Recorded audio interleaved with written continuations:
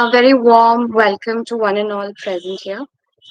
Today, we are delighted to have among us Ms. Anubhuti Jain, Ms. Vidushi Trivedi, and Ms. Saumya Jha as our speakers for the day.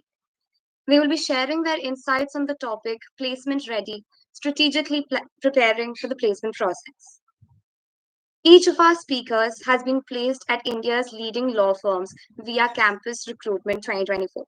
From preparing for interviews to understanding the expectations of top tier law firms, today's discussion promises to be insightful and immensely valuable. We are truly grateful to our speakers for taking the time to contribute to the GLC community. Their journeys are not just inspiring, but also deeply relevant for those aiming to be placement ready. We would also want to extend our heartfelt welcome to our professors in charge, Professor Rahul Gangode, Professor Rahul Dhogle, and our placement training officer, Professor Sangram Jadhav, for their constant guidance and support. So, just to begin with, uh, firstly, we have Ms. Anubhuti Jain, one of our esteemed speakers for the day. Please allow me to introduce our speaker. Placed at Shardul Amarchand Mangaldas and Co., Ms. Anubhuti brings with her commendable experience and guidance.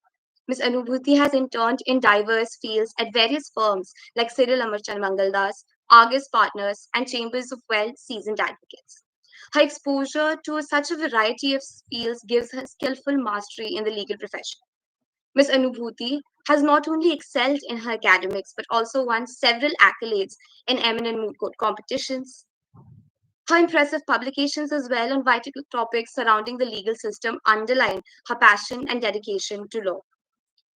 Ms. Anubhuti was a senior member of the Teaching for India Society and the campus ambassador for Life Law. An ardent reader, Ms. Anubhuti will be sharing some of her invaluable insights with us today. Our next keynote speaker for the day is Ms. Saumya Jha, who is an incoming associate at AZB and Partners. She has consistently demonstrated academic excellence, and her journey is complemented by her diverse internship experiences at firms such as AZB and Partners, P&A Law Offices, and Clove Legal. Ms. Saumya's all-rounder profile is highlighted by her impressive victories in moot court competitions, negotiation competitions, MUNs, and debate tournaments. Her excellent leadership skills are underscored by her position as Undersecretary General in Public Relations for the GLC Mun Society. Ms. Saumya admirably demonstrates qualities of academic rigor, practical insight, advocacy skills, and leadership experience, bringing with her invaluable insights for today's session. Lastly, we would like to introduce to you our honored speaker, Ms. Vidushi Trivedi. Ms. Vidushi is an incoming associate at Cyril Amarchand Mangaldas. Her journey is a testament to dedication, versatility, and strategic planning. Over the course of her academic tenure, she has interned at firms like AZB and Partners, Keystone Partners, Pioneer Legal, and Solomon and Co., where she gained hands-on experience. Her courtroom readiness is evidenced by her victories in moot court competitions, as well as accolades such as Best Speaker and Best Advocate in negotiation and debate tournaments. Beyond the courtroom and classroom, she has also shown strong leadership as a former senior coordinator of our committee, the Placement Committee. A national level debater, athlete, and an avid reader, Ms. Vidushi brings with her a unique blend of legal acumen, eloquence, and holistic growth. Vidushi, I'd like for you to take the floor and just share with us your experience. Yes, thank you for such a warm welcome, Rishita and Shavni. Really like to be back. Yes, it was a very cute introduction for all of us. So, how we are thinking to go about this webinar is three of us will talk about our own firms and how our experience basically went, and then we'll discuss some brief general questions that you guys have already posted. Then we'll open the floor for Q&A. So starting with I am placed in CAM, Cyril Amarchand Mangaldas. So CAM is a firm. By now you have already sent your CVs, but I'll still go on and highlight a few things that I feel it's very important when you're applying in SAM.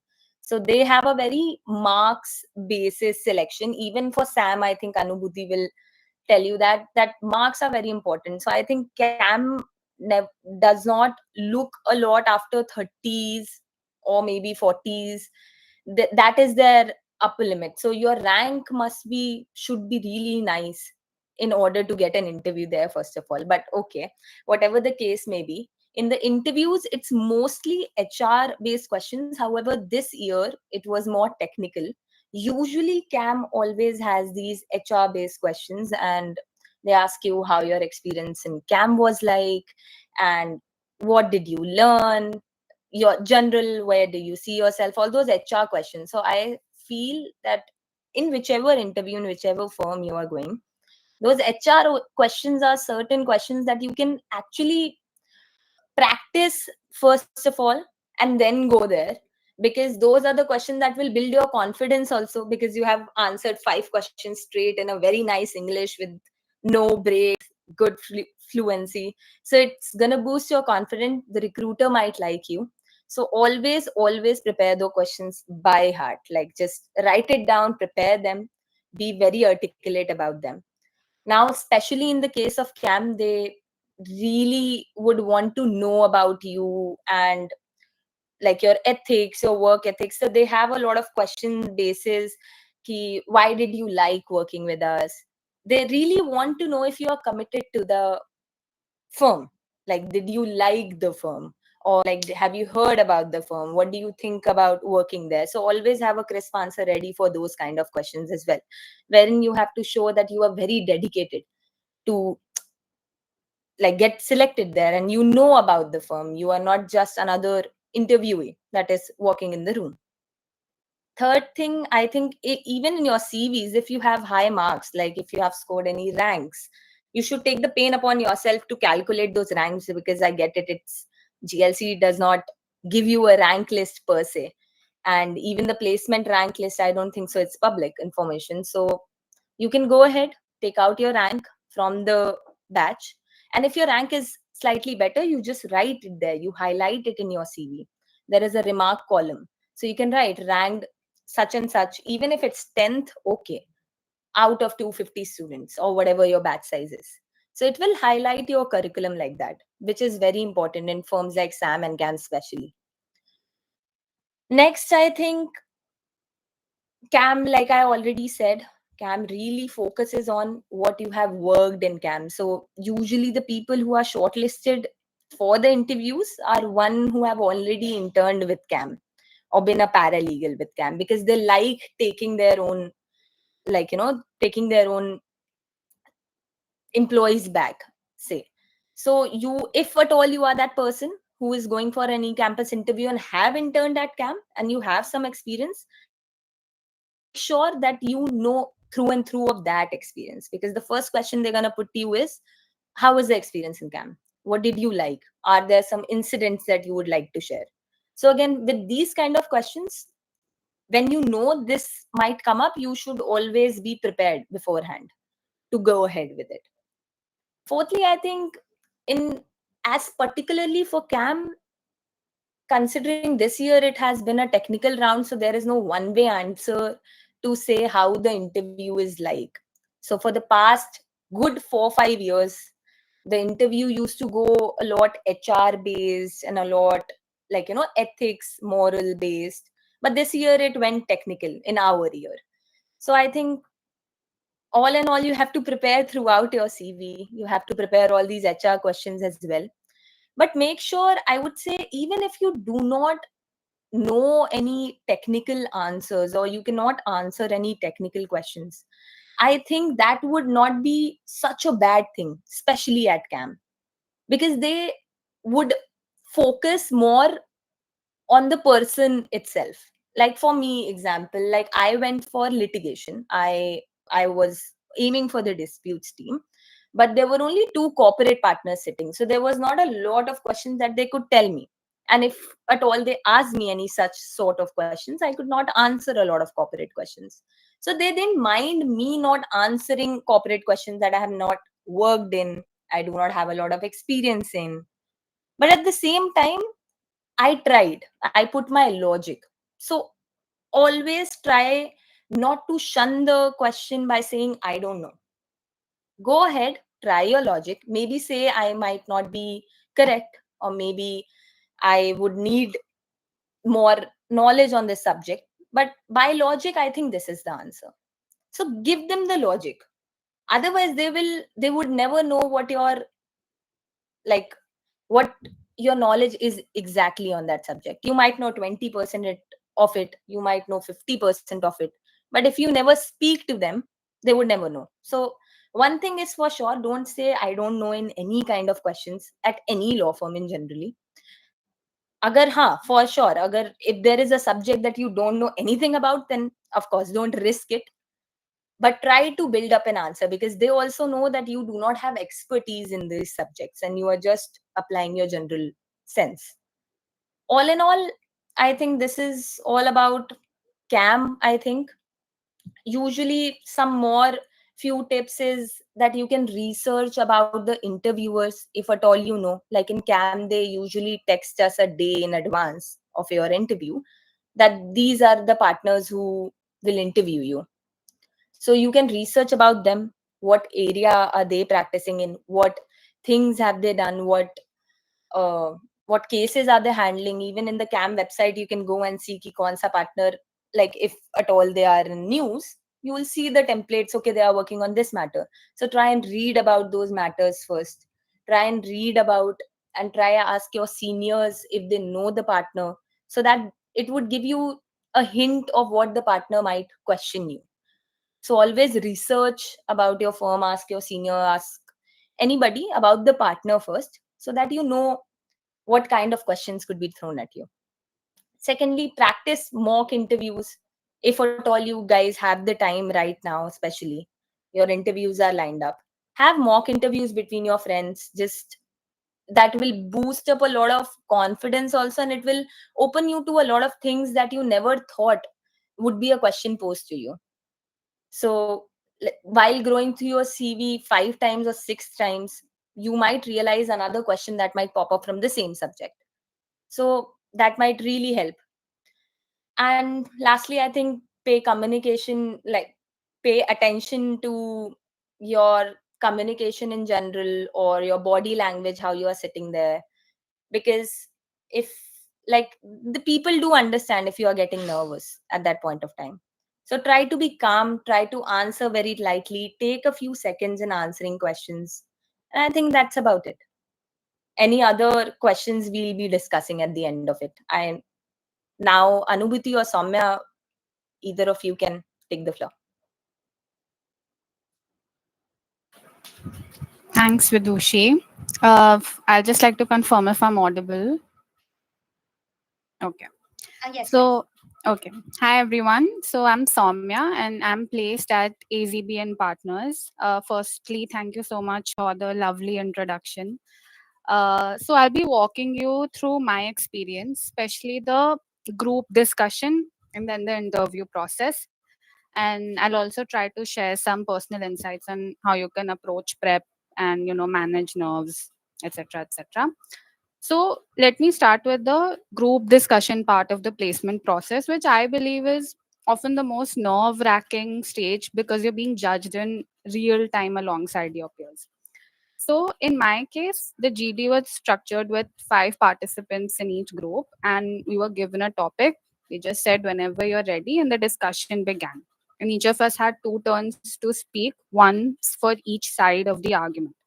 Now, be prepared for any changes. Honestly, it might not be as structured as the GD we had. They may just leave the whole group to it, and then people will try to dominate and speak as much as they can. So be prepared for that too. Our group's topic was caste reservation versus income reservation. Pretty straightforward. Now, a few tips. Firstly, it's always good to be the one to start the conversation tactfully. Okay, don't rush it, don't force it because they can see through it. But even if you aren't able to, it's fine. Don't interrupt or heckle for more time or more chances to speak. Keep nodding and acknowledging everything your peers say, and try to build up on it in some way when you start your own point, like I agree with this person or I disagree with this person, or adding on to what he or she said. basically have go in with a very collaborative mindset, because honestly that is mainly what they are looking for. And you'll also be given a notepad. If not, then grab one before the GD. It's always good to jot your points down as soon as they come to mind. Now, if you get a topic like, let's say, regarding politics, and they ask whether anyone in the group has absolutely like zero idea about the topic, I would personally recommend to not be the one who says I don't have any idea. Like, you can be rest assured that whatever topic they give you, they expect you to know something about it, right? So worst case scenario, if you like know absolutely nothing about the topic, or you're getting frozen, so just first listen to others speak, and then either add on something logical to it or question some aspect. Okay, it's like worst case scenario, you can't think of anything else. Okay, another thing, practice voice modulation. And by that I mean, what I mean is, um your voice shouldn't be shaky. Like, everyone in the room can tell when you're super nervous. Okay, and I know it's easier said than done. I myself struggle with it personally sometimes. But uh, b- for this GD and interview especially, please practice voice modulation. Your voice and tone should be clear, paused, concise. Like, good intonation should bring some impact to the conversation. Okay, shouldn't look like you're just speaking for the sake of it. Okay, and make eye contact with the partners as well as your peers while you're speaking. Another thing, don't ramble on and on. You may have 10 points to speak on some topic, and you may be tempted to like list them all so that you're the one bringing in all the points. But don't do that, it only bores the room. Speak on one to two really good points, word them effectively. Your answer should be like 30 to 45 seconds. Okay, not more than that. Don't keep on rambling and and your answer should be calm and clear. Don't use unnecessary jargon. They can see through it. Just have clarity in your point. For the prep part, I think this was one of the questions that we received also, how to prep for the group discussion in particular. So one of our seniors also recommended this site called indiabix.com. Various topics are covered on that site. You can go through it. I'll even write it down in the chat after I'm done speaking. You'll find, like, the both the sides of like various GD topics that you may encounter. Read editorials from newspapers. Be aware of current affairs, like a basic understanding at least, so you're not thrown off in case of any difficult topic. Just to give you guys an understanding, like other topics were like one child policy, pros and cons. How would you defend the Pune Porsche culprit? Trump as a president, good or bad, since the US elections were coming up. So yeah, that was about it for the GD. Just go in with a very calm mind, guys, because you need that calmness in order to think on your feet and word your answers effectively. You can't possibly be fully prepared for a GD as such, right? So just go in with a calm mind, because otherwise you may, you know, like get frozen or get stuck. Now, for the interview, I think Vidushi did a great job on how to prepare. I think it's mostly the same for AZB as well. AZB is not as rank specific as SAM and CAM. So that's that.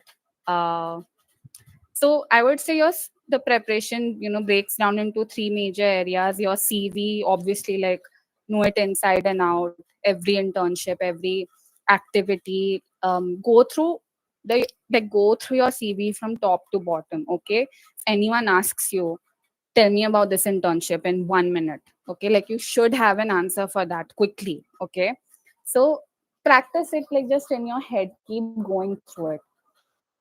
Academics, of course, they didn't personally grill me on like black letter law, but it's always good to like brush up on of like your subjects like contract law, company law, TOPA. I'm sure like these three subjects, please go through them, like go through your jhabwalas. I personally I went through those one short videos you get on YouTube. They were very helpful. I just used to like go through them while eating my meals. It just, you know, keep revising, you know, keep them in your head. And uh, and then the third part is like self awareness. You know, they might ask about your grades, any breaks in your CV, even why you want to work in that particular firm. Practice those answers aloud. There's no perfect answers. You don't want to sound robotic. Just get your structure right. And finally, don't underestimate how you carry yourself. Even if you're nervous inside, just breathe, sit still, smile. Okay. Now, the interviews that me and my peers gave for corporate at least were a bit on the shorter side. Mine was around 10 to 12 minutes. I wasn't one of the longer ones. And my interview was purely CV based with a mix of personal questions like, you know, why did you choose law, family background. But every interview was different. So some were asked only technical questions about company law, contract law, or like they were grilled on their favorite subject like TOPA, or a mix of both, like CV and legal knowledge. So just be prepared for anything. It's not just about how much you know, it's about how you carry yourself, carry your story. And one particular thing I'd like to mention is be ready for uncomfortable questions. Now, what do I mean by that? Why do you think you lost this particular mode? Okay. Why do you think your grades have dropped this particular year? Why do you think you couldn't get an assessment or PPO in this firm? Right. So, a question like this, they can pose it to you. And something like this was asked to me as well, and it did get a bit thrown off. But I was honest with my answer. Just tell them the honest answer. Don't try to be defensive. Just be honest and reflective. Don't over explain. It is what it is. Okay. You're there for a reason. You're shortlisted for a reason. So know that you're in the room for a reason. These questions are meant to test how you handle your weaknesses. Right. Um, some more tips. Just don't get thrown off by friendly questions. You know, just because it's informal doesn't mean it's not serious. Your tone, pose, and thoughtfulness matter always. And ask a very good question towards the end. Okay. And not just a generic like what's the culture like. I personally asked like how are teams allocated to freshers, you know. So they'll appreciate your curiosity. Okay, think hard about what question you want to ask. Just one really good question and not something super generic. And one more thing, watch your body language. So I'll be honest, we all actually, we were given one of those chairs with wheels on them. I kept like moving around like this. It's a habit of mine. So I kept swiveling in that chair they gave me, and I regret that. So just sit still, don't fidget, and maintain, you know, like a calm energy. And one very small thing, don't look back after saying bye. Okay, just smile and exit. Don't look back. Okay. And honestly, if you're feeling nervous, confused, even like slightly imposter syndrome about this whole process, I get it. But please, you know, try to go into this whole process with a calm mind. Okay. Um, one thing that helped for me personally, giving myself pep talks in front of the mirror while I was getting ready that day. It sounds cringe, really did help calm my nerves, guys. So be authentic in your answers, take your time to think, and show a bit of personality. Okay. And even if you feel like something didn't go perfectly, don't let it throw you off. So yeah, that said, think that's it for me. I think I'll pass it over to Anubhuti now. Thank you, Saumya, and thank you, placement committee, for such a cute introduction. I think uske bina bhi hum aa jate hain baat karne, but thank you so much for it.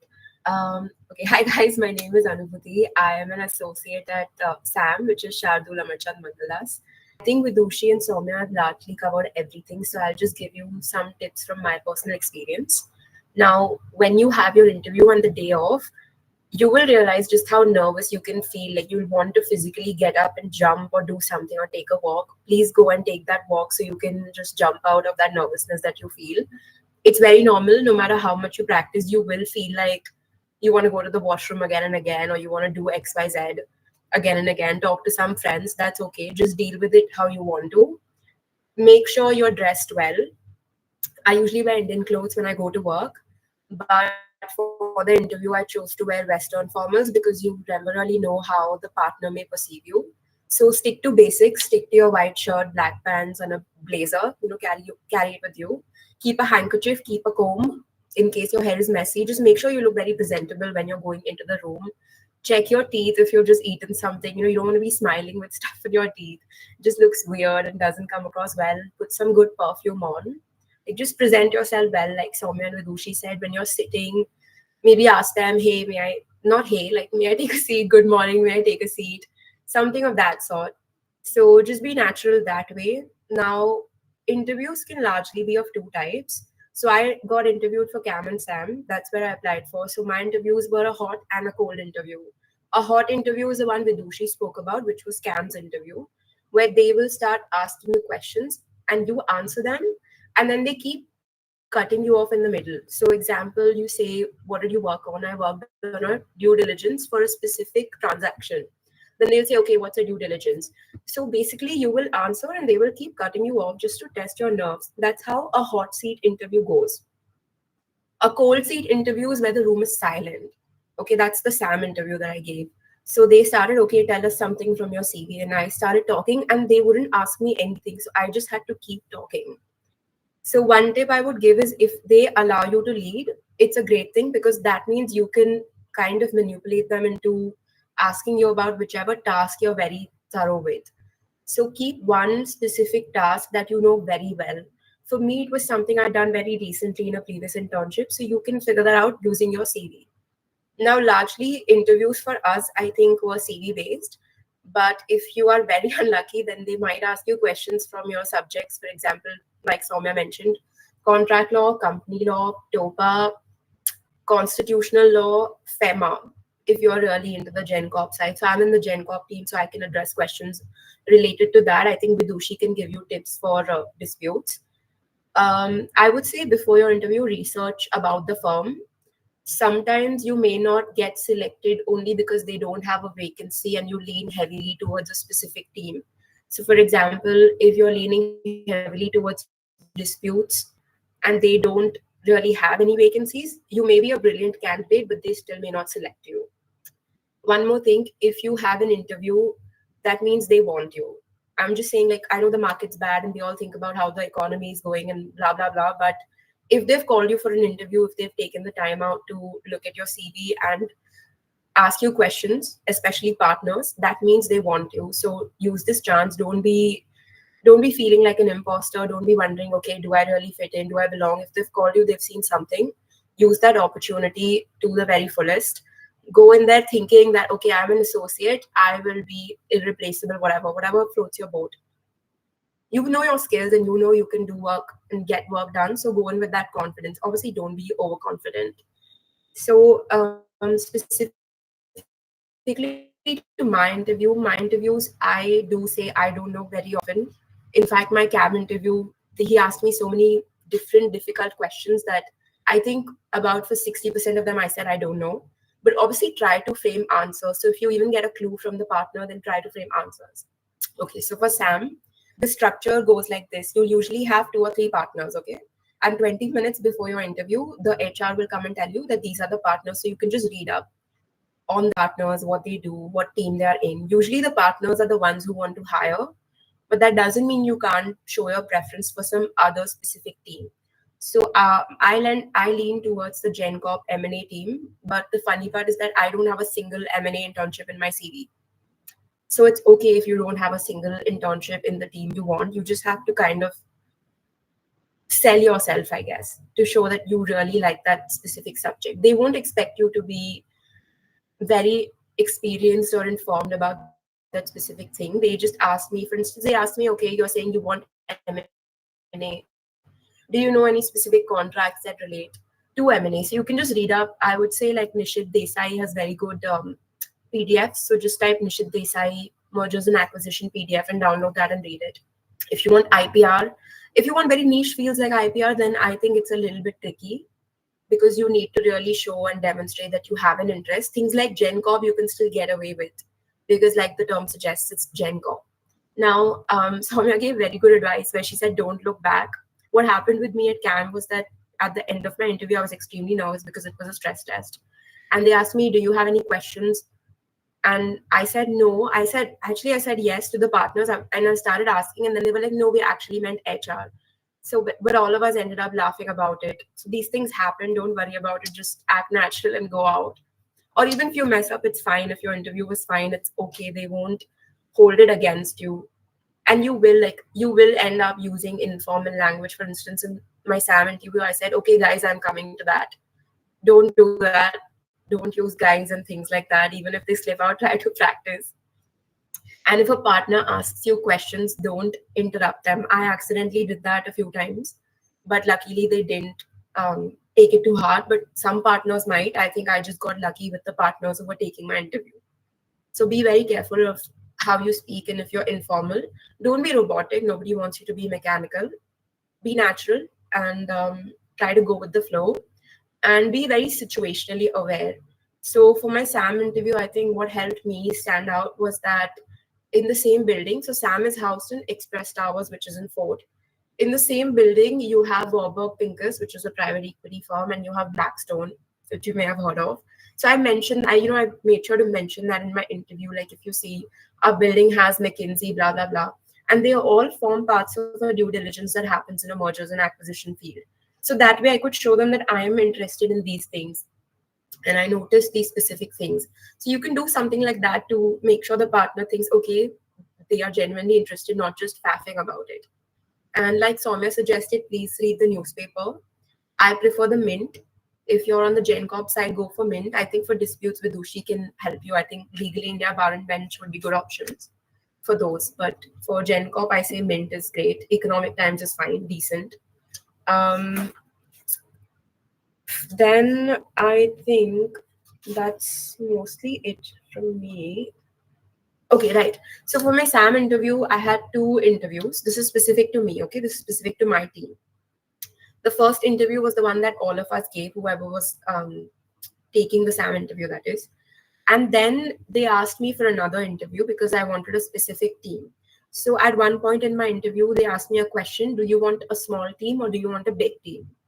So I was so confused that I actually ended up asking them, okay, is this a trick question? Don't do things like I did. I think I messed up in a lot of parts. And I told them big team, and then I said small team because I thought it might look bad because the partner himself might have a small team. So just be a little bit careful when you do such a thing. But I was lucky because they actually gave me the team I wanted. And then that partner called me, and then that partner had a different interview with me. So this might happen with you for SAM. That is, if there is a different team you want or show preference towards, the partner of that team might end up interviewing you again. And that interview will be very specific to the partner who's taking your interview. So my partner just asked me very general HR questions. Your partner might ask you some specific subject questions, but that depends on the process or stage you're in. I think that's all for interviews for now. I don't have anything more to add. You can go to the next segment, I think. I think one thing more, Anubhuti, even I forgot in mine. So both Cam and Sam have ATP systems. While Sam has a less stricter of an ATP system, Cam has a more stricter one.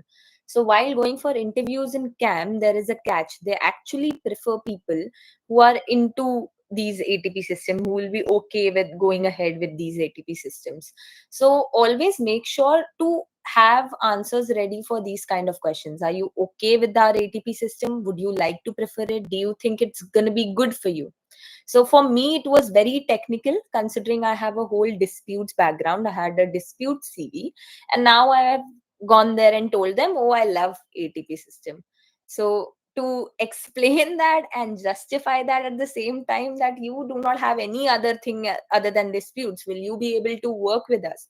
Will you like that ATP? So every person will have their own subjective answers, hence I cannot give you a concocted answer. For me, I went ahead and said ki I did disputes. I liked it for a couple of years. I kept doing it, but now I want to explore. And since it's too early in my uh, like career to pick up out a niche, I think I'll love to explore for another 2 years and then try and pick it out a niche. So these things also matter in an interview. For cam, usually they really prefer people who like ATP. And if at all, oh, I'm sorry, if at all you guys do not know what ATP system is, it's basically called Associate Training Program, wherein what these firms do is once they take you in, for six months you will be allocated different teams based on your preference, which they allegedly listen, but I don't know. So now they'll take your preference and give you teams. For 6 months you will be in one team, another 6 months another team, another 6 months another team. There are cases in which people settle up with their team in their second rotation or maybe in their first rotation also, but usually it goes down till like 18 months in camp. While in SAM, I think it's for 1 year, Anubhuti. Two No, they rotations. cancelled the ATP system They like 2 years cancelled ago. altogether. Yeah. But it It, isn't it there that they can opt ATP in SAM? no, they No. removed Oh it wow. completely. So it's only with CAM. Yeah. Done. Rishita, you can go ahead. All right. So moving on to the next segment, like Vidushi had also mentioned, we'll be discussing the questions that were submitted by the registrants under a few headers. So under the first header, we have CVs and certifications, where our speakers will be discussing about uh, how to go about presenting your CV, what the value of certifications would be, work experience, internships, how much do they matter, along with marks and academic achievements. So, speakers, you have the floor.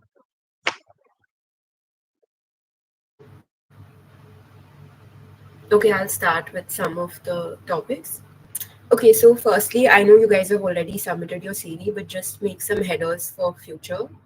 Make sure there are no grammatical errors in your CV, please. If there is a full stop in one place, make sure it's in all of the places, because as a lawyer, that's the main thing you have to work with, which is English. And if your CV does not look like that, it's going to be very bad. Second, this is the most important. Nobody wants to read an essay. CV अगर 2 page से बड़ा है, please छोटा कर दो. 1 page is best. 1 page means one side. But I know that may not work with the placement format. So just keep 2 sides. Do not make it longer. Not all of those things that you add are relevant. You already know that all of them are not going to be relevant. 5 साल है, like it's not possible that आपने इतना किया होगा. किया भी है, then you can always like eliminate, because it's like, think about it. अपने step into the shoes of the other person. If you're the HR, you want to read some basic things, because you see a CV for like barely 10 seconds, right? You don't really sit through and read, okay, is this person participated in this month in 2021? They don't really care. So just make it very easy and sell yourself. Like, जो important है वो आंखों में आना चाहिए. Then work experience, I would say keep the last 3 years experiences. You don't need your first year, second year internships at all, unless of course your internships are lesser in the third and fourth year. Marks, toppers, like Vidushi mentioned, please mention your ranks. I think placement helps you with that. If you ask them what my rank is, they will help you. Specific cutoffs, I think top 20, top 30 for SAM. Like top 20 is a good estimate for SAM. Value of extra certifications, I personally don't think it matters a lot, unless you have some very esteemed course like the GLC securities law course or something of that sort. But if you add such a course to your CV, you have to be able to answer it.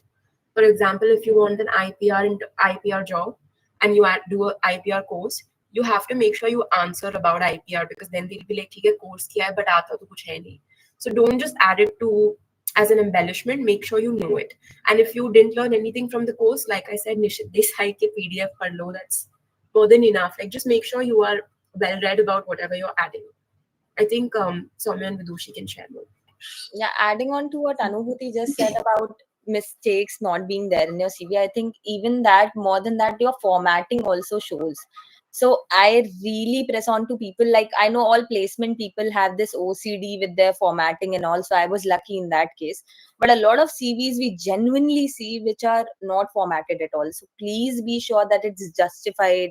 If at all you are writing the content, say like I have interned in AZB and partners and I'm going with the bullet points. I have 3 bullet points, say.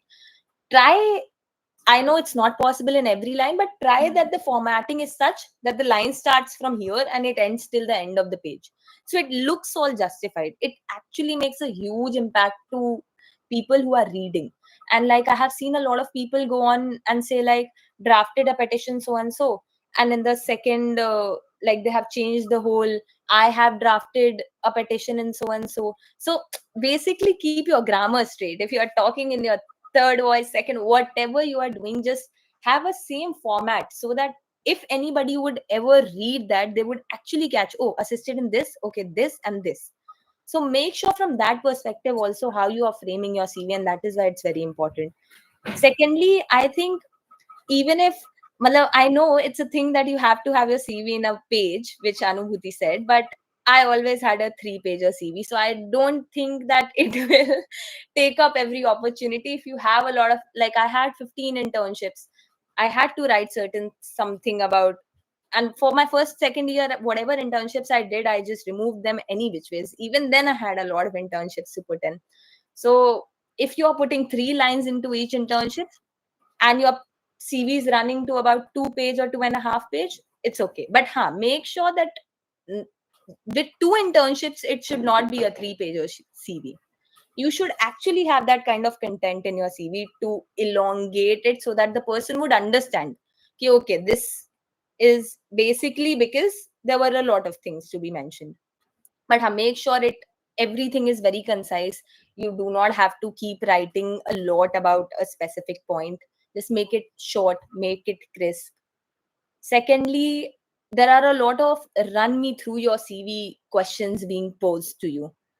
So you should have a definite answer to that as well. A lot of interviewers usually ask, just run me a 3-year CV. That does not mean you only go in and tell your work experience. You just actually run them through. You tell your work experience, say, okay, I have a bachelor degree from so and so college now, and I am so and so year. I do not have a degree, chalo, theek hai, whatever the case may be. I have worked in the fields of so and I have worked, I was an avid mooter, I have done so and so moots also, or I was interested in negotiations or alternate dispute resolution. Beside that, my hobbies are this, my license and certifications are this. Or maybe if you have any publication, highlight your publications also. So just highlight everything in that 2-3 minute question and just don't keep talking about your work, because they also want to know your personality. I know it's very hard for us to assume that they are interested in us, but they are. So they actually want to know what kind of a person you are, what you look into, how you behave, how you talk. So make sure that is there. Other thing in CV, I think the content is the main thing. So you should be really thorough with your content. Do not write that you have researched in IBC or researched in ADR. I have seen that also in a lot of CVs, because what have you researched in that particular subject? So please do mention those specific sections, because it will make your life also easier. You have to only prepare those particular sections. If I have written section 34 of Arbitration Act, I'll only read that. Had I written, I have researched the whole Arbitration Act, there is a lot of things to be answered. So that's it, I think, Soumya. Yeah. Yeah, I think Vidushi brought up a point which I also wanted to talk about. I mean, obviously your CV should be concise, but mine CV was also like 2.5 pages long, and I've went through a few CVs wherein they have like completely removed an entire section, like key areas of interest, just because they want to keep it like up to 2 pages only. Okay, so it's not like a hard and fast rule. Your CV should just look concise. Obviously it shouldn't look like you're rambling on and on, but don't be too like focused on the actual length of your CV. Focus on the quality first. And another thing, don't divulge confidential information in your CV. Okay, you don't need to like, just an example, like you don't need to mention where exactly your client was from, or just, just say a foreign client, that's it. Don't be too specific. Leave some room for the interviewer to actually be, interested and ask you, okay, like, what exactly did you research on here, or like what did you find. Don't list out everything. Okay, so yeah, I think other than that, I think Anubhuti and Vidushi have covered pretty much everything. Anything else? Yeah, I just wanted to add one point. Usually we add that specific point key, summarized case laws, or don't write like generic points like that. If you've done something substantial, like put your and number them accordingly. Like, so if you have a good research question, make sure it's at the top. Obviously, if you have koi points nahi bache, then if you add that generic thing that I summarized cases, I downloaded blah blah blah, I created a table of some summaries of for the team, then that's okay. And all of that should be together. Like you proofread all of those things that you do that are kind of clerical, that should be in the last line. If you don't have other things that you've done, and they should be together. Don't make it like 2 or 3 points. It doesn't make sense.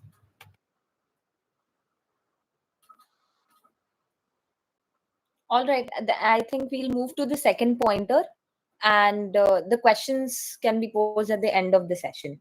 So the second pointer was recruiter priorities and what they expect. So Saumya, go ahead.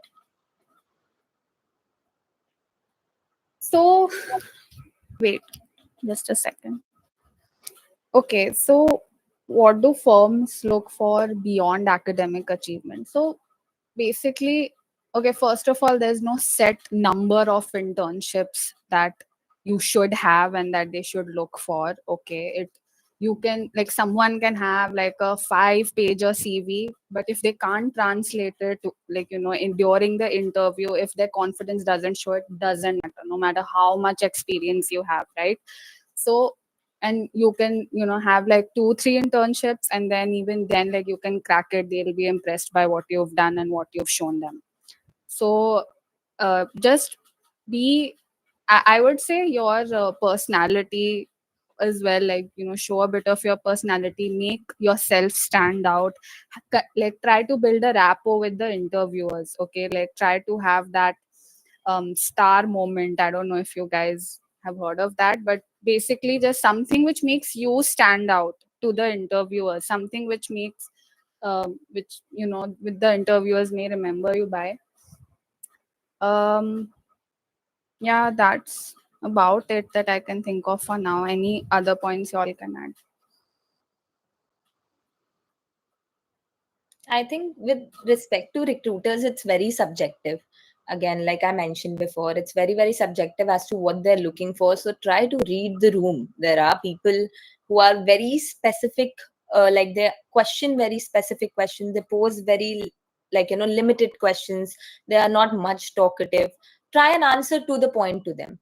While there are people who like to make situations and talk and understand your logic behind things, ask you a lot about it, try to answer accordingly then. So first thing which matters is read the room.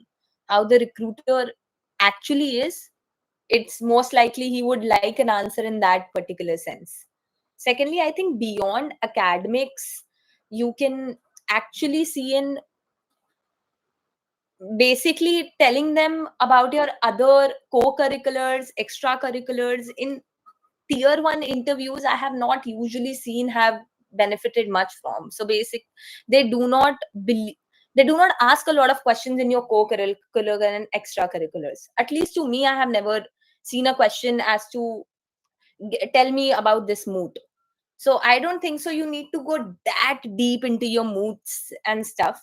But yes, if you are an unlucky person and you ever came across a mood, like a person who is really interested in mooting, he might ask you this type of question. But you can take that lightly. I think mostly the question are going to be from your work perspective, from what you are aspiring in your future, what practice area do you like. All those kind of generic questions are usually what they're expecting out of you. Anubhuti, if you want to add something. No, I think you guys covered it well. They might ask Wha- you if you have great grades. They might ask you, will you opt for an LLM? You should answer that at your own discretion, whatever you think is reasonable. As in, like, just put yourself in the shoes of the interviewer and imagine an answer there. But usually just say no, Yeah, I mean that's what I meant. because they do not want to take in a person who has plans for LLM and is gonna leave the firm in the next 1 or I 2 would years. say, I would say even just say no, Just say no, no plan. And one other point I'd like to mention, I mean, I don't think any of us came across any questions regarding your modes, but still, if you have been an avid motor, read. I would recommend personally read all your propositions of all your moot court competitions and just have a basic idea of like what points you argued, just in case if they do ask. Okay, you should be able to explain what exactly the proposition was about, how you argued it, like very briefly, but just be prepared for that, just in case, because at the end of the day it is on your CV. You're supposed to know your CV inside and out. What So if it is there, you should know about it. That's like the, yeah. another thing. Himangi, you can ask the question at the end of the session, then we'll be open for a Q&A round. Another thing I just wanted to add in this, so in my particular interview I was asked what did I work in CAM. I told them the topic called seat, place and venue. Then they came up and asked me if there are any recent judgments that you have read on those subjects. So that is also very important, to not just have researched on a particular thing, but you should take note of what recently has been held on those specific points that you have researched on before. So also, if at all you are highlighting something that you have made a presentation or you have worked extensively on a subject, also pick out, like, the recent legal developments on that subject, because I was asked this question, so it might also come up. I think that's about it with the interview rounds. Yeah, and I just want to give you guys a hierarchy of how you should prioritize. So my preparation for placement week was very last minute, so I had to prioritize how I want to go about it. I would say start with your CV and do your internships. So that should be first. Second, do any laws related to your field. So, for example, even if you do disputes, you should know CPC, you should know arbitration, and those kinds of things. And for Gen Corp, you should know your company law, contract law, TOPA. They could ask you any subject. They usually do sometimes ask what's your favorite subject. So prepare one subject really well and don't make it generic because they will cancel it. So if you say company law, contract law, they might just say, okay, give us another. So be prepared for that. Third, I would say HR questions. For example, what kind of a team do you want? And all of those, like what kind of a person are you? They don't necessarily ask why Sam, why Cam, why is it because they know. But if they do still have an answer for it, and introduce yourself. So you should have a good line. They can ask you it for a minute, they can ask you it for 10 seconds, they can ask you it for 20 seconds. Have something ready. I'm sure you guys will be great, but just have something ready in your mind. And lastly, the other CV things like your mood courts, your publications.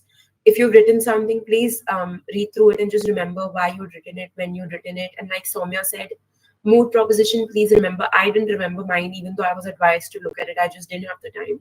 So I had to say, I don't remember, sorry. So if since you have the time, please go through it.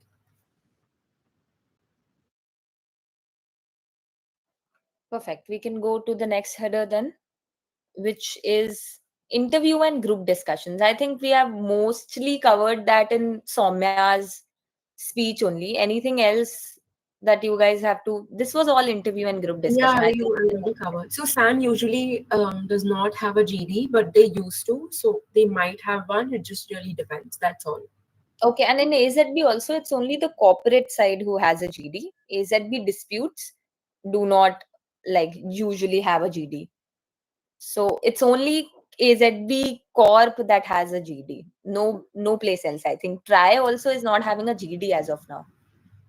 Yeah, they don't. And GD is usually only like if you read a newspaper, you will be fine. Like the Hindu, Indian Express, just check some big headlines and you will be fine.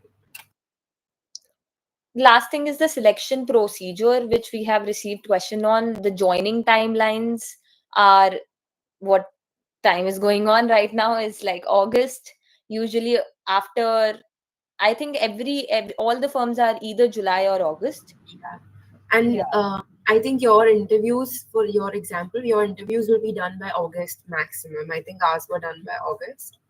And CAM was a little bit later. That really varies. You'll get your schedule. For SAM, they usually join July second week. So I have already joined. CAM is a little bit later, I think. Yeah.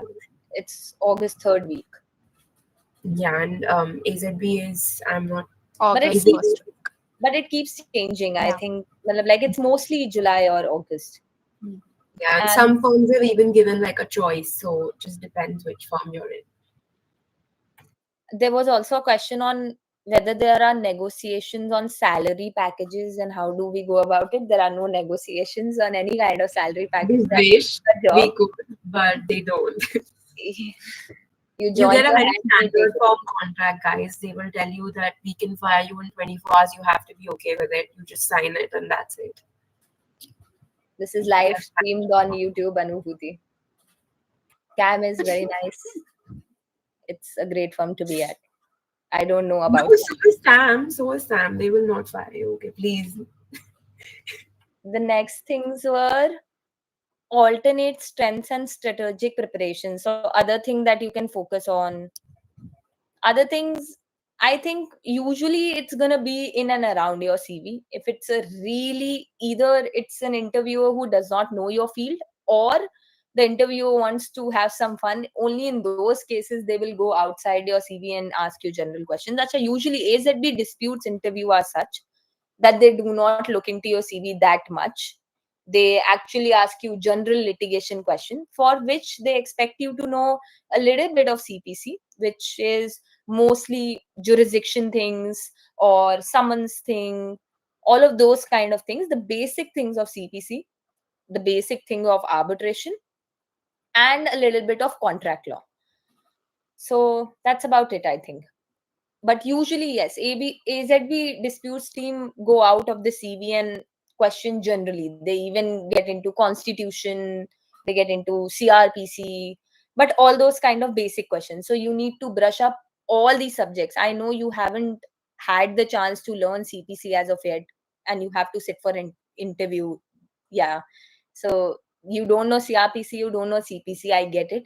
But at the same point, if you're applying for disputes, you should have that basic sense into you. So have any YouTube channels teach you all of those things, but be prepared with them. And also, guys, if you're curious about salaries, you can Google them. The figures that show up are mostly true. So, or you can like reach out to us personally if you want. That's also okay. Yeah, it's all public information any which Yeah, way. it's all public information. But if you are unable to ascertain, you can reach out to us personally. I think it's okay. We'll disclose them to you. And I think some of you guys texted me, but I couldn't respond. So if any of you has texted me, just like, or any of us, just like remind us, because there's a lot of messages. So just like ping us if we forget to respond to you personally. Correct. I think we are done with most of the questions that we have had. So now, whatever question you guys have, you can put it in the chat box or whatever Rishita thinks is fit. Uh, yeah, you all can put the questions in the chat box, or you all can even raise your hands, and then in that particular order, you can ask your questions.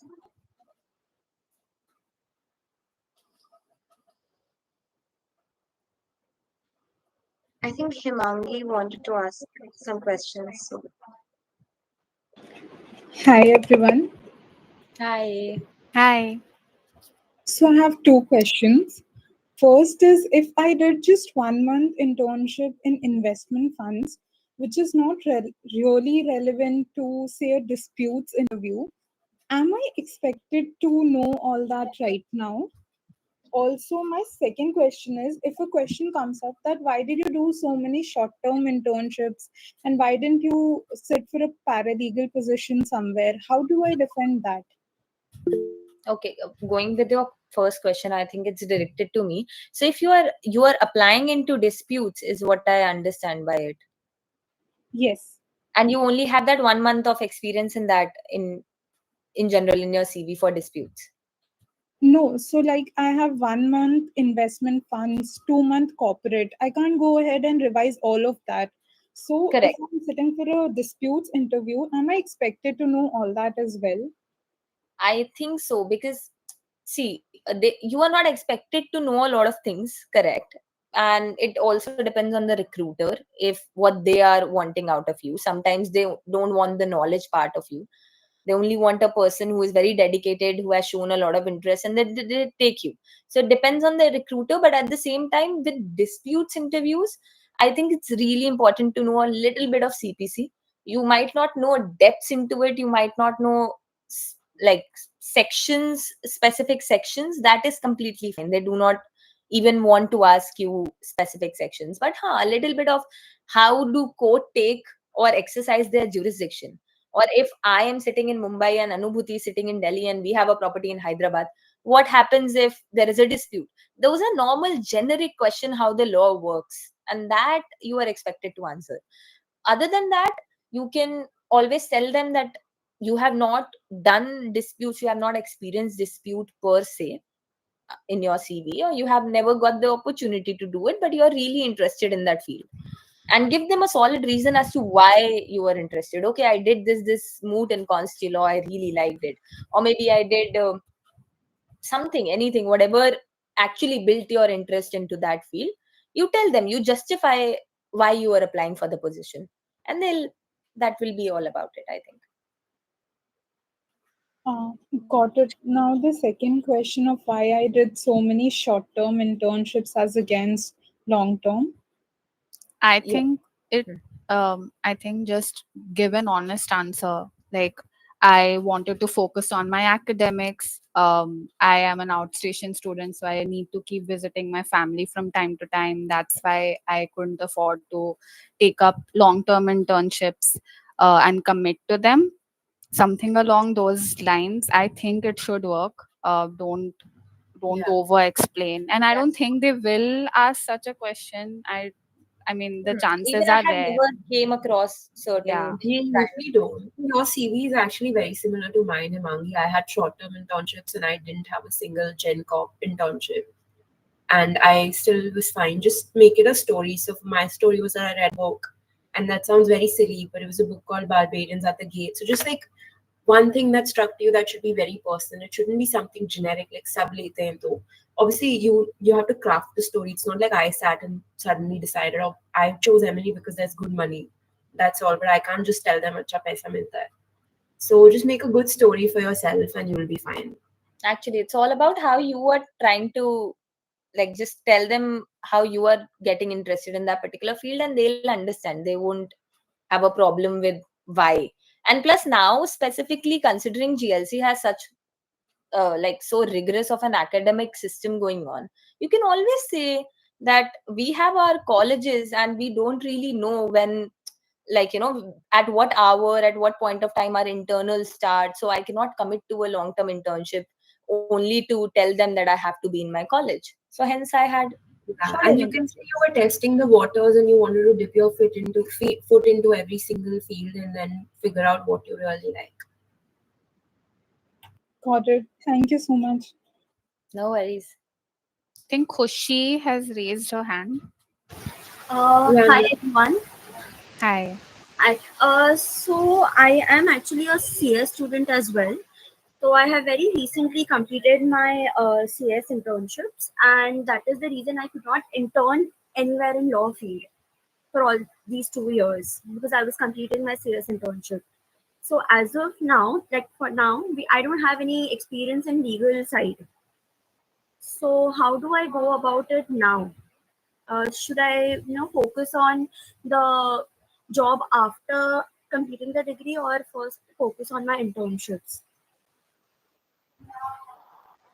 I think you'll definitely have to focus on your internships, right, starting now, because why to wait till that point of time? Also, just go on with some internships, gain on some hands-on experience. Even you will realize for yourself if you're liking that field or no. So interning is always better, I think. Anubhuti or Saumya? Which year did you say you were in? Third year Third year Third of year the in a 5 year? five of 3 year course. No, 3 year of course. 3 year course. Yeah, I would also say please definitely try to get like a few internships, one or two also. Just get some internships in to get an experience and have something on your CV. So I have recently, tried applying up to this law firms also, top law firms also. I haven't received any call back because I feel I have not gained such experience. That is the reason maybe I No, haven't no, got any Vidushi. call I back. think it's only two things. First of all, tier one firms do not entertain a lot of independent application any which way. So don't feel that you do not have enough and that is why they are not entertaining. Anybody is gonna send them, they will not entertain, first of all. Secondly, then yes, you do not have experience to add up in your CV. And at that point of time, don't target the top law firms as of now. Just go on with an independent chamber practitioner or like a small advocate, a good firm wherein you can learn a lot of things, because you are expected to know a little when you enter these top firms. They expect that a person would have like certain experience in litigation if talking about disputes. So hence I think you should start small as of now. You will learn also a lot more from these small places in the area of interest to you, and then look forward for your job. Okay, so you don't think it's too late, right? I mean, I'm It's still never too late. It's never Yeah, too late. you okay. know, No law is worries, a there's growing nothing wrong field. with There are that. Just do it. yeah. Thank you Also, so you will much. get like 100 rejections before you get one acceptance. If you send like 500 emails, they would not even see ours. ऐसा नहीं है कि हमारा देखेंगे. It's just they don't open it. They see intern application, they just remove it. So don't worry. So it will take a lot of time. Just go for some, if at all to start with, go and give your CVs offline in chambers. Like just go offline. That's the best way to actually get on with these small chamber practitioners or boutique law firms. So go Okay, on, drop a few CVs and then wait on. okay. Thank you. Welcome. No worries. I can see some questions Questions in in the the chat. chat Yeah, box as well. First, we'll just go through with the people who have raised their hands. I think Hitanshi has, and then we'll move on to the chat box questions. Hitanshi, you have a question for us? if you are speaking, you are mute. Sorry, I'm unable to mute from my device. Acha, okay. Yes. Okay. What I wanted to say was, I wanted to ask you two questions. First is, I only have experience in dispute internships, and for that reason, if they ask me that why did you not uh, corporate internships, like if they ask me, are you passionate for disputes, I'll say yes, and then they ask me, how do you know that you haven't ever tried corporate internships? So how to answer that question? And then secondly, if they ask me, like, secondly, I don't want to completely foreclose myself to any kind of corporate job. So because I've been told by the HR that even if your second preference is corp and not disputes, then we can consider you for corporate internships also. So if they have any, so how do I also make sure at the same time that I do not completely foreclose myself to any kind of corporate job that might come my way? So if you're able to understand my questions. First question I understood. Second question I couldn't. So I'll answer the first answer. I think it's usually I get the same question by everybody, that I have had all disputes in my CV and how do I know I do not enjoy corporate? I tell them straightly, I have in these kind of questions, I think it's best to be honest, and you just go on and say that, okay, I was trying disputes. I tried disputes in my second, third year, and I really liked the field. So I explored more into it, because disputes is not a small field in itself. It has a lot of branches in itself. So it's a big, really big field. So I was just exploring within disputes as of now. I just answer it like that. And I was exploring it within disputes. So hence I have worked in arbitrations also, certain real estate also, certain testamentary also. And now I want to try something new. If you are wanting to tell them that you want to try something new, or otherwise you can say, I have not discovered my niche any which ways, I'm still exploring, but I like this area, so I'm sticking on to it. That's it. Just be honest about your answer. It can be different from mine, but I think they do not really have a right to decide their likings and preferences. And I have answered the question of why I haven't had corporate internships again in a very honest way. That I started interning in my third year because first and second year was mostly COVID. And from third year, I got a disputes internship. I went ahead with it. 2 years went by. I couldn't explore much more than that. And since because I do not have a corporate internship in my CV, I used to not get good corporate roles in other firms. So while I used to apply to a lot of that was a lie. While I used to apply in a lot of corporate roles, I never got in, and hence I stayed with whatever work I had. And I tried to, like, just explore that part. So any kind of permutation, combination, excuse, honesty, you can mix and tell them. Got it. And for the second question, what I wanted to ask was if they tell me that we do not have any vacancy in the disputes team, and would you be open to any corporate role? So, how should I deal with that question? If I want to say yes, I'd be open to that, how do I defend the stance So, myself? if I'm understanding correctly, you are open to a corporate role if you don't get the disputes role. Yes, yeah. So usually with firms, what happens is that I know of somebody who wanted a corporate role really badly, but they were still assigned the disputes team. So it is very vacancy specific. I would say don't make your first answer so averse to you getting a corporate job, and you'll be fine. I don't think there's any such issue that they'll just show that you have a willingness to apply for the corporate job. Just show them that you are equipped with the skills that they need, and then disputes corporate doesn't really matter after that. To build upon that, I also think it is again very subjective of you. If you really want to do and try out a new field, you can just show them by your answer that, see, I have hardly, these were my law school years. So yes, I have internships, but hand-on experience I have never had. So I explore before settling down to a niche. I would like to explore other practice areas also, and hence I'll be open to any kind of practice areas. Simple. Got it. Okay. Thank you so much. Welcome. Soumya, you can go through the chat questions and answer. Sure. So the first question, considering the panel is a 5-year course pass out, can you enlighten us about if it is the same for a 3-year course student or how is it different? I think it should be the same. No, I'm not very sure about that. It's I a picked it up in different. CAM. Huh, Anubhuti, go ahead. No, you. I think you know more about CAMS. I Yeah. think it, so. You can They answer have, first. yeah, so CAM usually do not take in 3-year course people at all. So they do not even shortlist 3-year course people because they have their own policy that they need that specific educational qualification should be a 5-year integrated course. So in CAM you have zero possibility, while in AZ they shortlist all 3-year course people, and in SAM as well they shortlist. If you are there, they shortlist. But again, the chances of AZB considering a third year student is more than SAM considering them.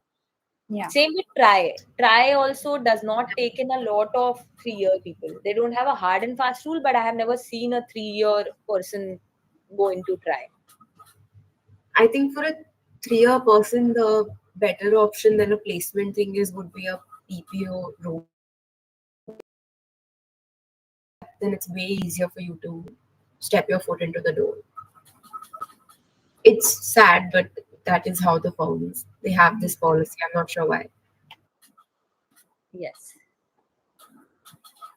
Next question, Samya. How about you go with hypothetical questions if asked? Do you mean situational questions? Yes, I think that's what you mean. You go by logic. Whatever is the Yeah, hypothetical question that is posed to you, you tell your yeah. logical answer to it. So usually, yes, hypothetical questions are asked in response to another answer that you may have given. So they are usually follow-ups from what you're already answering. And that way you can just connect the bits. Or if you don't know, you can pretend to think out loud, like, okay, in this case, company law could apply, but I feel like dot dot dot. So you could show them you have some information, some awareness. That's how you go about hypothetical questions. Obviously, it's something extremely theoretical. Ki a company released so and so shares on this day. Is this eligible? But you can tell them that I don't remember the law, but this is the information I have, and then try to find an answer for them and give them like And I, examples. yes, I really think what Anubhuti said, I really believe in this thing that if whatever you know, whatever bits and pieces you know about a question, just try and tell on your general logic. Okay, whatever information I have, I think this might be logical. Just tell them I'm not well versed with this subject area. I have not read it or worked on it specifically, but this is my logic behind it. And yeah, usually they and don't ask hypothetical questions unless you're very unlucky and they start asking No, no, no. some. I was unlucky in all my interviews that way. Oh wait, Many wait. Okay, so hypothetical Cam did ask, but I just said I don't know. I just But said I don't. also don't say things like, I don't know. Your body Like, language and the yeah, way you speak should be appropriate the whole time. yeah, yeah, definitely. And And sometimes if they feel kind, they will give you some clues so you can try to. yeah, definitely. Yeah. Next question is, I'm going to appear for the examination for the certification of the patent agent examination scheduled for Jan 2026. Would mentioning this strengthen my profile, particularly for roles within IPR teams? Yeah, definitely. For If you IPR, I think for sure. And additionally, are there currently any openings in these teams, or are such positions typically filled through lateral hiring? So these all tier one do not really tell you the specific team that you're gonna be allotted in as such. So you need to have an open mind when you are going for an interview. Okay, there is a difference between cop mil jana and disputes. That much they give you preference usually, unless it's tri-legal, which again do not listen to these kind of preferences also. While you are going to these firms, I think if you have a particular niche and there is a partner of that same niche, they might appreciate you, or they might connect. Like the same thing happened with Anubhuti, that she showed her interest in Gen Cop and she was again interviewed with a Gen Cop partner. That's how it works usually. But specifically IP team ka alag se interview, it does not happen. And And Rahul, it really depends because I think some of us also had CS, but it didn't really help as such. So it just depends on what the firm is looking for. Just because you have a course does not mean they will hire you unless all the things come into place. It just really depends. but yes, if you have anything like that, just highlight it. Or even if like you have a certain knowledge on certain subject, just write it anywhere in your CV if you have that knowledge, because at the end of the day they want to know what all you know. So just highlight all of these things in your CV. It will definitely be better. Okay, next question. I think it's directed to Vidushi. Yeah. Does the experience in litigation team of law firms count as experience as an advocate? No. In litigation team of law, acha, okay, after I graduate, definitely that is an experience. And so as soon as I graduate, although I have not got in mine, but you get a provisional sanad. Here is a person sitting having a provisional sanad. So yes, that counts as your experience as an advocate only. Once And you you have to get apply for it also. You have to apply for it. हाँ हाँ you apply for it. There are two 10 years का experience जिनका उनका sign for your good character and all, and then you apply it, register to the bar association Mumbai ka, then you get a provisional one, then a year later after some experience you get a permanent one. So it counts as an experience as an advocate. Okay, next question.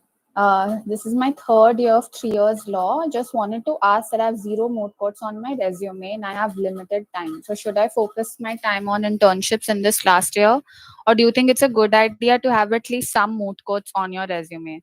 I mean, it's always a good idea, but it's not mandatory or necessary as such. So I would personally recommend focus on your internships. Same. It's okay if you don't have any moot court competitions. I know like a few people who have been placed who have only like participated in the freshers mode. So yeah, it's not mandatory. It's an additional point that they do consider, but focus on your internships mostly. Yes, because I might have a lot of co-curricular activities, but nobody ever questioned me on it or maybe focus that much on it. While your work experience counts really a lot. So when the competition is between these two, I think you should go on with your internships. If I have mentioned corporate and disputes as preference, will that be an issue?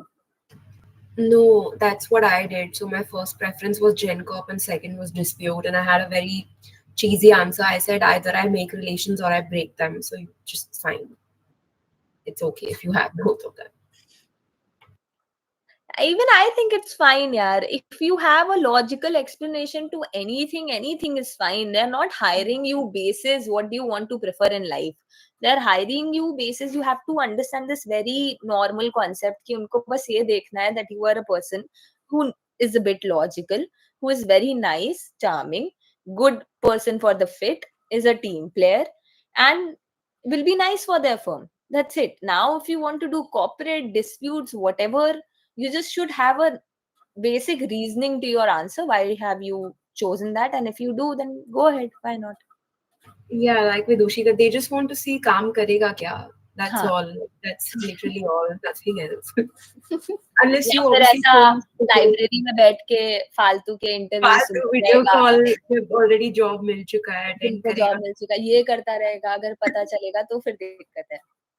Okay, just for reference, guys, we're talking about a batchmate. Let us know which website was referred to earlier. India Bix for prep for group discussions. IndiaBix.com. I think Anubhuti has also put in the spelling. Even Yeah, I've, yeah, Bix and a newspaper like the Hindu or Indian Express. yeah. Even If that, you have like, time, yeah, Bix is better, I think. But if you have time, then the newspaper.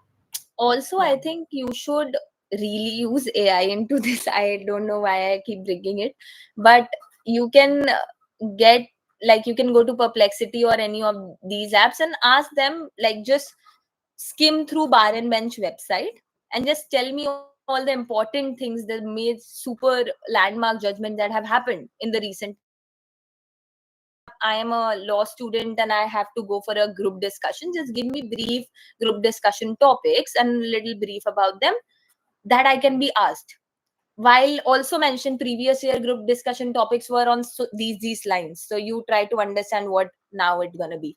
Use AI into this, yeah. This is very, very easy now. So it Yeah, will help. completely agree with Vidushi. You can just use good old ChatGPT also. Just tell him I want MBA like group discussion topics. Give me some arguments also for and against, and just read through them like 50 trending topics or something. Or you can sit with your friends and make a list of 10. I And don't give know. them and give the AI the list of previous topics that you have so that they know in which direction the next topics will be. That's about it. I think we are done with the questions also. any other questions, guys? Then before that, really all the best for your upcoming interviews. So, any of your friends who did not get into SAM Camp, Khetan, AZB, so these guys try to switch after how many years or months? Yeah, lots of our friends who did not get into SAM Camp, Khetan, AZB, at the end of the day, they are just names. So, a lot of people work laterally for a few years and then they try shifting, which happens. Sometimes I think firms like CAM will accept you as an associate trainee for 6 months if you've shifted laterally. But after that, they may absorb you as an A0, not necessarily So as the seniority yeah, level. That this happens actually, in all the tier 1, especially with AZB. They cut your 2 years of experience. So if you are in A3, you will can't come down as A1 if you are laterally hired. Very weird place to be at. All the firms are good, guys. They're all the same. We are just yeah. None. All of this Hey, is but for usually, yes. purposes, all the firms are good. Please. Acha, haan, I forgot the YouTube. This is live stream. Again. Okay, but with respect to all these tier 1, I think they reduce your PQE. With CAM, there are positions like consultant, associate trainee, or weird names to those positions. Even no, counsel is to a proper dispute ka position. It's a bigger position. But they cut onto your PQE by 2 or 3 years on an average. It depends on which partner is literally hiring you. And from which years, how many years after should you switch? That is your personal choice, I think. If you really want to get into a tier 1, what is your future? What are your future plans? Do you want to keep working in a law firm? Do you want it to be a tier 1 law firm? Whatever your reasoning behind it is, according to. And also give you one more tip. Like after people join, like for instance, I joined in July, these guys will join in August. There is a lot of attrition that happens throughout the months because a lot of people leave the law firm. So try applying when you see teams are shifting or something like that. Or if you see like a new team being acquired by a different firm. For example, Iqbal Khan moved to CAM. So try like applying there, maybe join a new team. See what is happening in the market and then go for it. Because a lot of AZ roles do end up leaving and then firms hire a lot because they need that many people. Correct. And the last part of the question is, from which firms do they usually do? There is no specific list, but I think all good tier 2s, even tier 3s for that matter, they take you in by that. Even in-house, I think I have seen shift to in-house. In-house Yeah. also. Less Little bit number of those people. Yeah, less the number, more difficult. But if you really go at it, for example, if you worked in a real estate in-house team and you join a real estate Gen Corp team, then that really works in your favor. There's another question. Can you please explain hierarchy in law firms and how much time it takes? It's a very long topic. There is equity partner. There is senior equity partner. Start with A0. So usually all firms will have an A0, which is us. Then you have A1, A2, A3, and then you go to senior associate. However, if you're laterally moving, firms may create an A4 also just to keep you for 6 months, or if there is not enough promotion scope, then you're an A4 for a period of time. Then you're an S. Even if you are not laterally hired, there are positions like A4 and A5 also in tier 1s in specific team. It depends on your partner. Yeah, I guess that depends on the partner. So it can be up till A4 or SA, and then you're an SA for like 3 years or so before you become a PA, which is principal associate.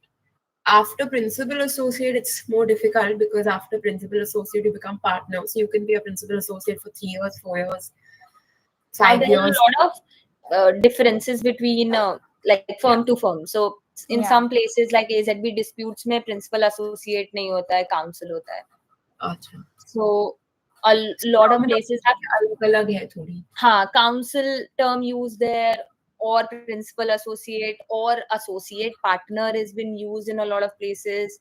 There's also managing. There's something new partner term also they use for like a partner below a salaried partner.